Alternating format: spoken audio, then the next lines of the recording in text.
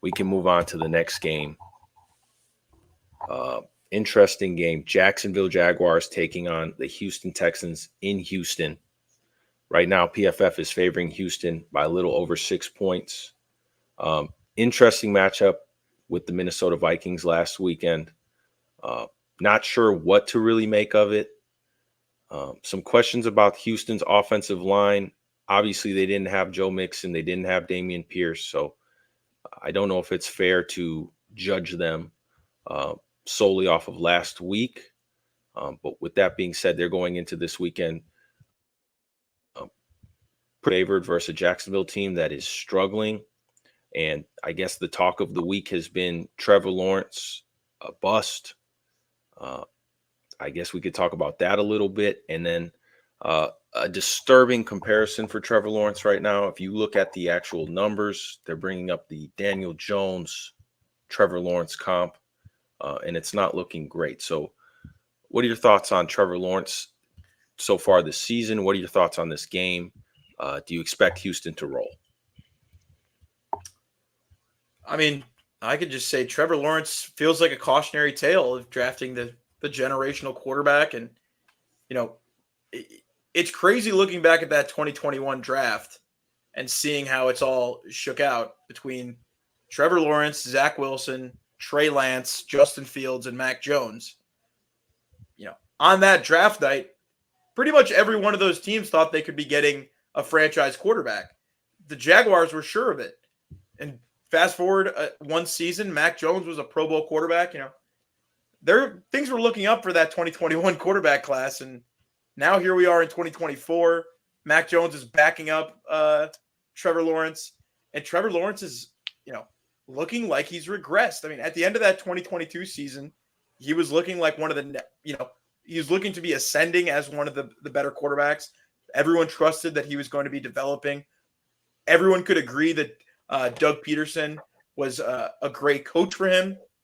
And now, I mean, Doug Peterson could be on as hot of a seat as Zach Taylor, but it's unfortunate because the Jaguars have a lot of talent across that team. I keep going back to how good those two edge rushers and Trayvon Walker and Josh Hines-Allen should be.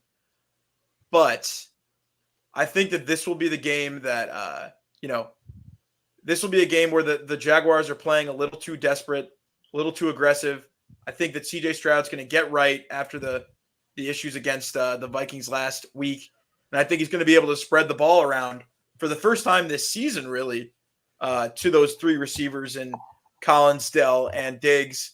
He's going to get all of them involved. And I think it's going to, be a get-right game for Houston. But, man, the Jaguars are going to be playing some desperate football because jobs are going to be on the line. Futures are going to be on the line here. Looking the barrel down at 0-4 when you thought you were going to be competing this season.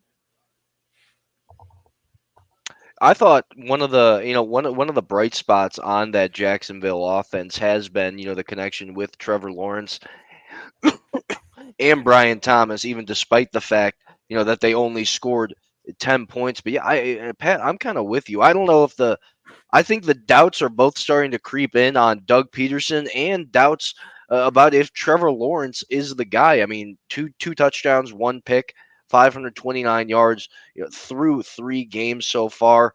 They're going to need a major bounce back game from the offensive side of the ball to be able to keep up with a Texans team in CJ Stroud, who did not look like himself last game, but still was able to move the ball at least, be it a little bit. 215 yards. He did have the 2 picks, 1 touchdown, but the connection with Diggs was there even despite all the problems that they were having in the pass game. I think this is a good bounce back spot for the Texans. Playing a divisional rival at home. I just don't see with all the questions and how the Jags have looked to this point. I don't see how the Texans on a bounce back spot lose this game, and I think they could very well cover this spread by a large margin. Interesting note: Jacksonville is 0-8 in their last 8 games. Interesting fact.